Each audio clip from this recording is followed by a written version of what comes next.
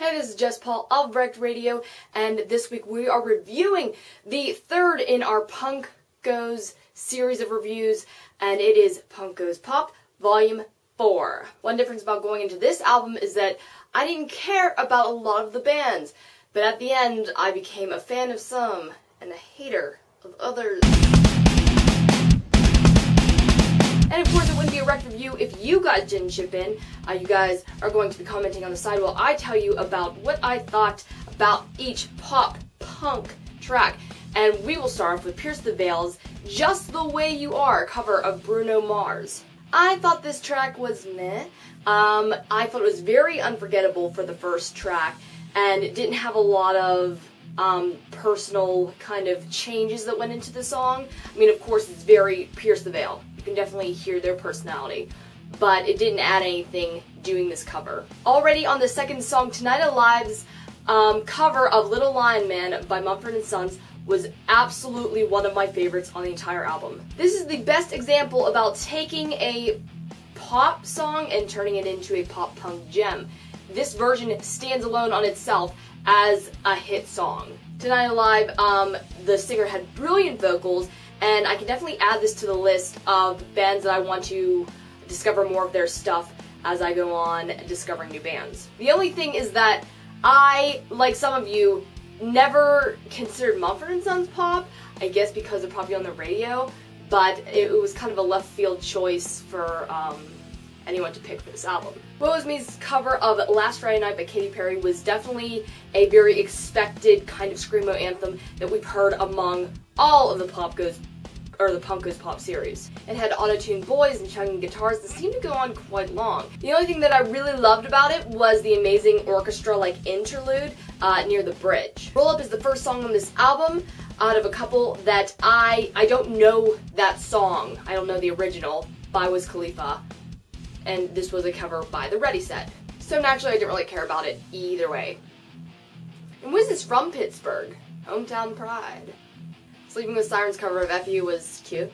Go Radio's cover of Adele's Rolling in the Deep is my second in favorite covers on this album. It was completely sick, and at first I love this song by Adele, I always have, and one thing that Go Radio really possessed was they share the same kind of soul that Adele has. Adele, of course, is a very soulful singer, and you couldn't have just gotten any of the bands you know, in the genre of pop-punk to sing this song. Go Radio was a perfect choice, and it turned out to be incredibly successful. I loved it. For all those sleeping, the You Belong With Me Taylor Swift cover, I guess it was a cover if I could actually hear the song.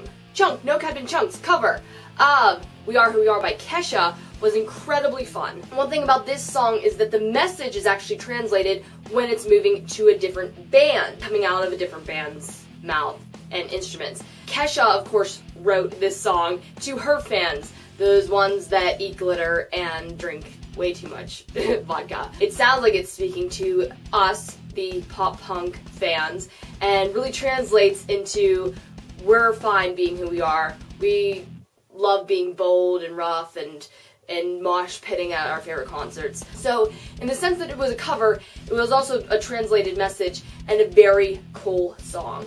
A Skylit Drive did Eminem and Rhianna's Love the Way You Lie. I hate this original song, so I tried to be as objective as possible. One of the coolest things about the song, though, was that the band actually translated the rapping into both screaming and singing, so they had to make up a melody, and did a pretty good job at being musicians in that sense. Yeah, 3 Times by All-Star Weekend, a cover of Chris Brown.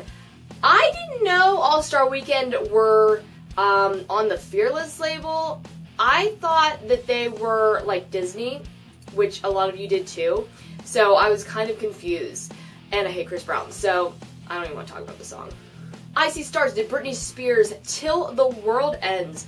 I've heard other covers of this song, and I honestly think bands like one of Rex promoted It's Only a Story did a better job than Icy Stars. Like a couple other songs on this album, it seemed like the band didn't care about doing this cover.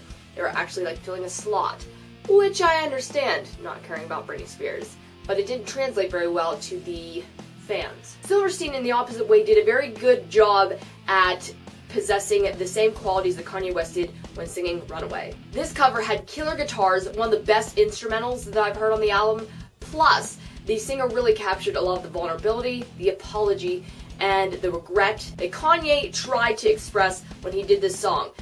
We all know that this song is about kind of the way he's portrayed in the public, the kind of star he's turned out to be in the way that fans see him.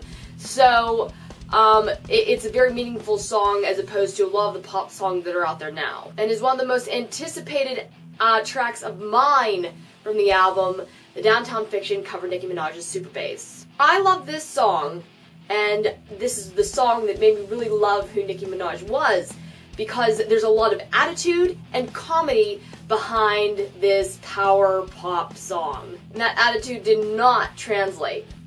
This is something similar to what I said on a previous review about MIA's Airplanes.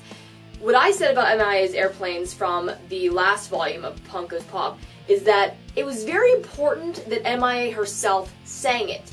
She was such a presence in the song and what she was singing about, that you can't do a cover unless you really have your own story that translates in a similar way, or you can try your best to mimic it. TDF really didn't consider that attitude at all.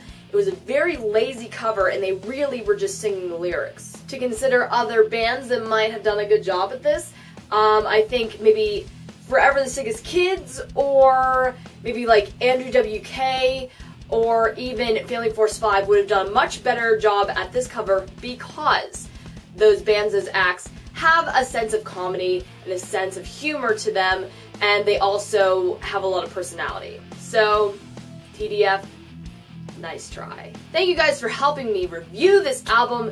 I don't give these albums star ratings usually because they are a culmination of very separate works. I will be talking to you guys later, some more stuff coming up this week, and especially December, as I keep saying. So, talk to you guys later. Peace, love, rock and roll.